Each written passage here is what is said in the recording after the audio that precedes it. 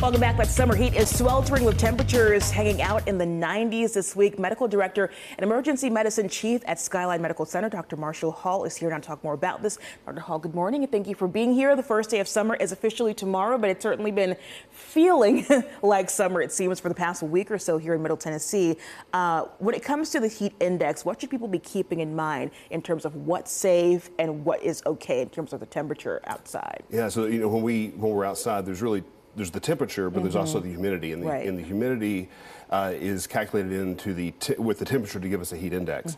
The reason that is important is we all dissipate heat from our body by sweating, and the higher the humidity, the less that sweating is effective. And so we hold on to more of our body temperature, and so when we're outside for prolonged periods of time, if the humidity is higher, we are more likely to get overheated and experience heat exhaustion or heat stroke. Okay. So what are the differences that people need to keep in mind when it comes to heat exhaustion versus heat stroke? Yeah, so heat exhaustion is the earlier stage. This is when people have been out for maybe an hour or two outside. You start to get a little bit lightheaded, weak. You don't feel too great. You may get some nausea. You just don't feel good. You maybe feel like you're sick. That's a warning sign. It's time to go inside, drink some water, cool down.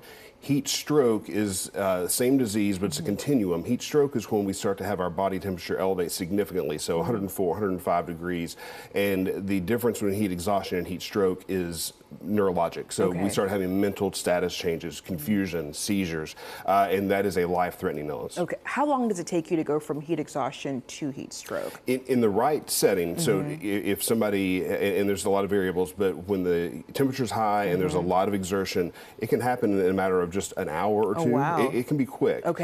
So as that humidity rises, the temperature rises, and as people exert themselves, that shortens that time substantially. And you talk about exertion. A lot of people are working outside, lots of construction happening in Nashville. So for folks who are spending extended periods of time outside, because they'd have no choice, what should they be keeping in mind in terms of protecting themselves? So it really starts even before you go outside. If you know you'll be outside, we need to hydrate the night before, the morning of, and then throughout the day. Wear loose-fitting clothes. As the air moves over us, we can evaporate our sweat, and that cools us down. And then take frequent breaks. Try to get into some air conditioning. Take frequent breaks every hour or so. Cool down and drink plenty of fluids. Dehydration is also a risk factor. I would also encourage people to avoid alcohol. That will also make the likelihood of overheating higher.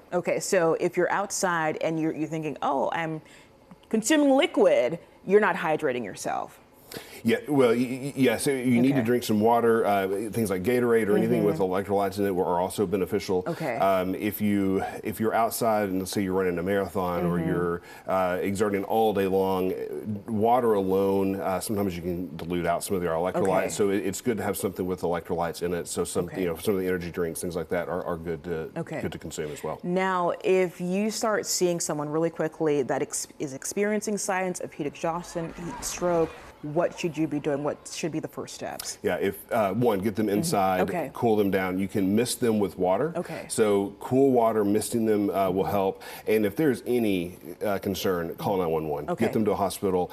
Heat exhaustion or heat stroke is time sensitive. The quicker we can intervene, the better. And if we can intervene earlier, then we can prevent some of those worse outcomes.